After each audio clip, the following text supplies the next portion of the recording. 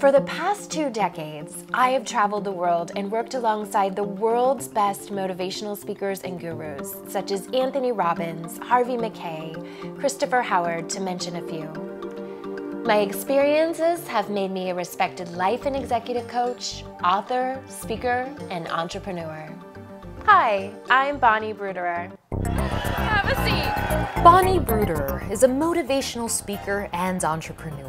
As the creator of the popular line Dirty Dog, Bonnie has once again rolled up her sleeves and added to her impressive credits not just that as a New York City performer at the Alan Chan comedy team and appearing in many TV sitcoms, but also as an executive producer and host of her own TV show, AskBonBon Show. Why the name AskBonBon for the show, and what can the viewer learn from watching it? Well, my nickname my whole life has been Bonbon, so that's where that part came from. And the ask is really about the Socratic method, about asking all of the experts the really important questions that are going to teach you how to create the life that you love.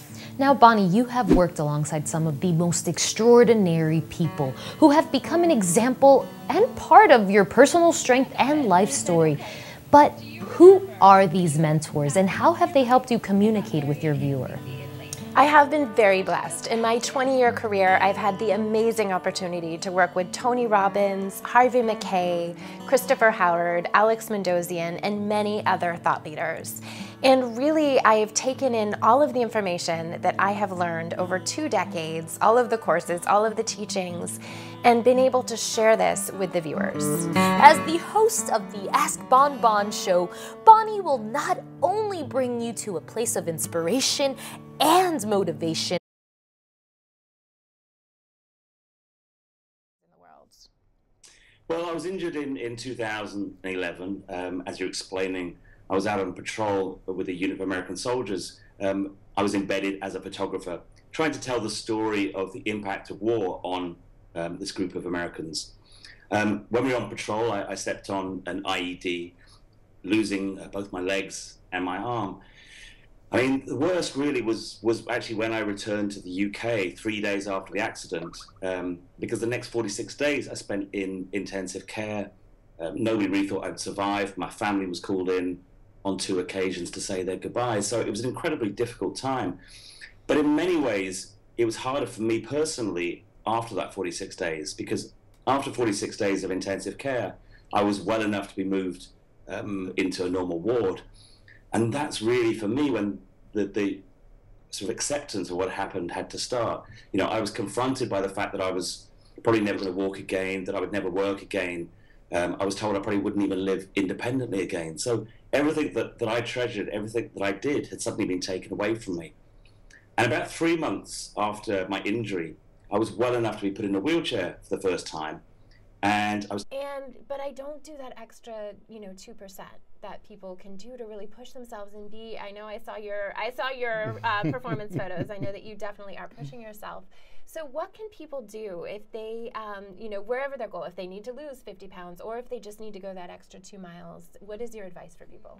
Well, I have numerous advice that I can help others with. The most important thing is I call it the GPS, Geno Personal Service.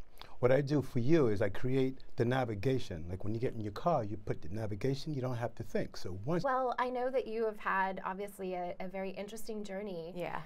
Can you tell the viewers, what your experience was and what happened? Sure.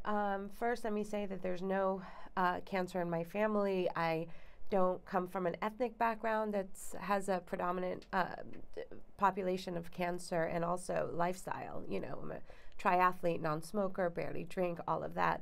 So on June 11th, 2013, I felt this bump out of nowhere. And it was about a soft-boiled egg, hard-boiled egg-shaped feeling thing right over here. And I thought it was a cyst, because you hear of cancer, it's small, irregular, it takes a long time. Sure. So on the 13th, I had a mammogram. The doctor walked in and he said, you need an urgent core biopsy. Friday the 15th, I believe, I had the biopsy and he walked in. He said, we're rushing the results for Monday, but I'm telling you now, I know what it is. It's a bad one. So he immediately talked to me about surgery and chemo. He said, you're going to need it. Wow. And you know, usually they don't do that. They wait to have it in their lives. A couple of episodes ago, you met Lisa Ruoff, who went to Haiti and volunteered after the earthquake. And then just on a simple walk, reflecting on her day out by herself, she decided that she wanted to start a company leading philanthropic trips to places like Haiti that were devastated by national disasters. Raquel, otherwise known as Wisdom. Hi, Bunny. Thank you for having me. Thank you for being here. It's so good to see your smile again. So I was just so sad to hear what happened to you, but then also in talking to you and listening to your story, just so proud to know what you have created in your world. So can you tell the viewers just a little bit about your story and what happened? Well, it started in 2009 when I felt a lump in my right breast, and I kind of let it pass, you know, because I could not believe that it was breast cancer. And by 2010 June, it had grown a little bit, so I went to the doctor, and sure enough, breast cancer. Doesn't have it in my family, doesn't have that BRCA gene that they look for, so as usual, I'm always the pioneer for things, so there you go. And I had chemo, and for several months, and it disappeared. So yay. Then in November 2011, it came back with a vengeance. Wow. And didn't go through chemo again, but was just being checked by the doctor. 2013, it showed up in the left breast, doing treatment again, and then last November. Two is a lot of renovations, of course. It's Manhattan with all of these old pre-war buildings and a lot of new construction. You can see all of the activity going on around the city with the cranes in the sky. It's very exciting. So what I'm up to is something new every day, literally. And that's what I love about my job, is every new project presents different challenges, new clients with different backgrounds and lifestyle. And what you touched on, you know, is lifestyle. Yes. Well, so tell our viewers just a little bit, what is the Biz Truth? What is the Biz Truth? Well, the Biz Truth is what every entrepreneur needs to face. And that is, if you're in business, you're in sales. And if you're in sales, then you need to have something worthwhile to sell. And create a life that you love. Today we are talking about one of my favorite topics, and we have an incredible guest for you that not only is a very talented professional, but also is following his dreams and making both work. I would love to introduce all the viewers to Mr. Alan Chan. Thank you, Bonnie. Thank you so much for being here. Thank you for having me. So tell our viewers what you do for your day job. I'm a lawyer. That's what I do for my day job. I have my own practice in Queens, New York. Okay. And I've been doing it over, I don't even want to admit it, maybe 34, 35 years of being a lawyer. And I've had my own office for about maybe 30 of those years. Okay, fantastic. And you're also very involved in the entertainment community. That's right. I am a SAG and AFTRA. Hey, so what is an empath for people that aren't familiar with that term? Yes, I was so surprised to find out how many people didn't know what an empath was, so I'm so glad you're asking me. An empath is a highly sensitive person who often is so aware of the thoughts, feelings, and emotions of the people around them that they will take them on. Thank you.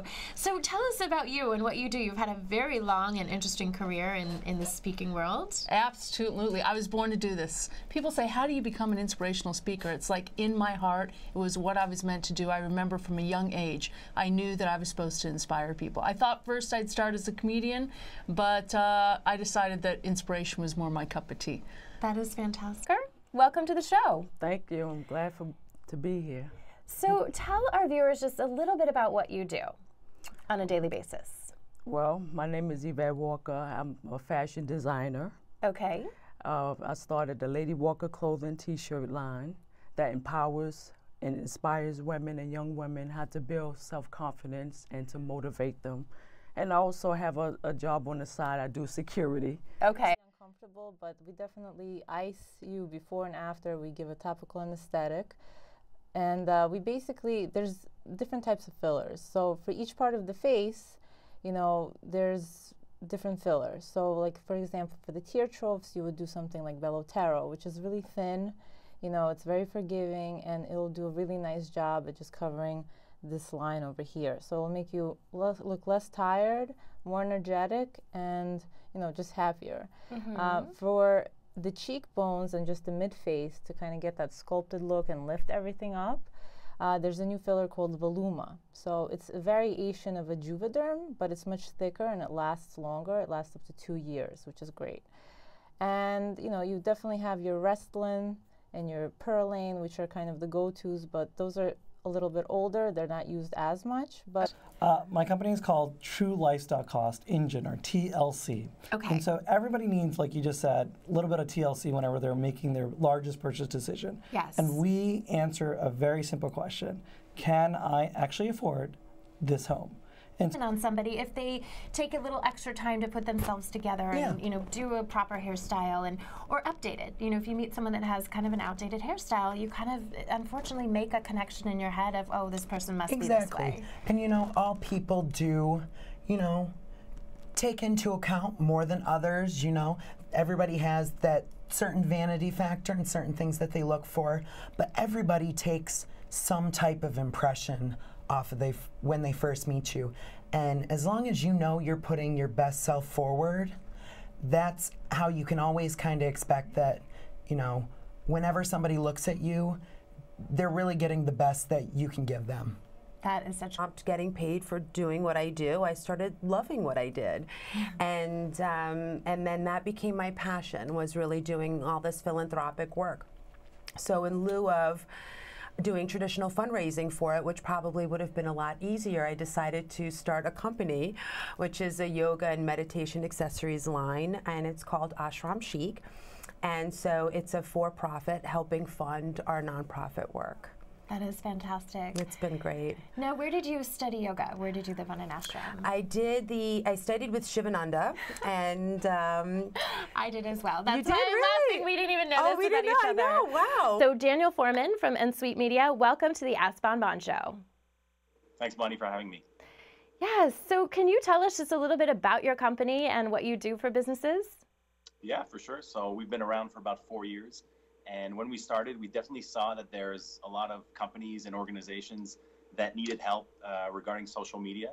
Technology nowadays moves so fast, and it's hard for companies to keep up with the new platforms or the new techniques to really tell their stories to the world. So we decided to hire the best of strategists and social media specialists to allow companies to have access to those resources for less than what it takes to. Your other books, you mentioned you had more than one.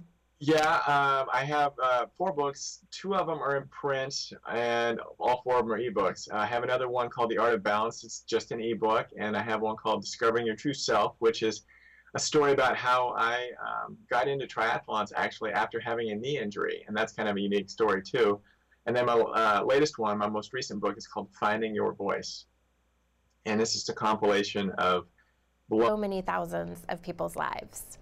So Lisa, I would love for you to tell our viewers the story of how you went from, you know, being a yoga teacher, being, you know, just in your community doing great things, and then all of a sudden transforming and going and doing things around the world. So I was leading yoga, teaching yoga classes and leading yoga workshops, and I also led retreats. I've been leading yoga retreats for years to really beautiful places like Hawaii and Bali and Costa Rica. And the earthquake happened in Haiti in January of 2010. And I just felt very compelled to go down to Haiti and see what I could do. And I got down as early as I could. I didn't have any first aid experience or disaster relief, so I got down to Haiti in May of 2010, and I was just blown away by my experience. I found that in just in the first couple days, I was able to make tangible differences in people's lives. No, and we all hear and read that there's not enough women in the corporate world and specifically in boardrooms. So tell us just a little bit about your company and the idea behind it. So Women in the Boardroom, I started it over 12 years ago. really before anybody was even talking about women being in the boardroom. And of course, nowadays, that's completely changed, which is great. But you know, back then it was the whole Enron scandal happening, all these different things, and women didn't even know what it meant to think about being in the corporate boardroom, and they didn't know what even went. Have a very incredible story. Can you tell our viewers just a little bit about your journey and how you overcame having a brain tumor and some of the work that you do now? Certainly. It all started, I had a defining moment, literally, December 13th, 2003, where, you know, at this point, the doctors, they had told me I was facing brain surgery, and I was on 11 prescription drugs. And you know, oftentimes with prescriptions, it will start out with one, and before you know it, you're on multiple prescriptions due to all the side effects. So I was divorced at the time. I was literally in flannel jammies, had carpal tunnel syndrome, migraine, bent over the sink, and vomiting in the sink. And I went to take a sip of water from a glass, and I couldn't feel the glass in my hand from the carpal tunnel syndrome, and I dropped it, and it shattered on the tile. And I just crumpled on the floor and just started sobbing. And I picked up the pieces of glass, and I couldn't feel it, and my hands were bleeding. Look too good. She doesn't look too good at all, honey. What have you been feeding her? I've been trying to feed her. She hasn't been eating much. Well, she hasn't. Look, she's skin and bones. She is so skinny. I mean, can we get any milk out of her? Are we? I hope so. If not, we're gonna starve this winter. We're gonna I starve. got children to feed. I've got cheese to make. That's you can right. Make. Oh God, Bessie, what is this? Bessie, you're a disgrace. Really You now. look- Up and at 'em, girl. Come on. Come on, you gotta Come on, lift those honey. spirits, Bessie. Oh, she's looking a little flat, honey. We So gotta what- brighten her day. Have you been feeding her chili again? She likes it. It was She always her likes- favorite. Yeah. Well, you know that's bad for them. That's got cows in it. Oh. But You just made Bessie a cannibal. Now tried to, she's a you dried know. up piece of leather. Well, don't talk about her like that. You know, she's sensitive. You made her a cannibal piece of leather here. Look at this. Well, I always say when you're going through life, you really want to just take so much for being here. So our viewers love to be inspired, and I know that you have a very inspiring story, and you work in a field that so many people strive to be in. So could you tell us just a little bit about your history and how you got to where you are today? Absolutely. Well, I'm a television host for Telemundo. I've worked for Mundo Fox. I've done, you could name it. I've done a lot of things, but especially in the Hispanic market, which, to go back into my story of how I got to where I am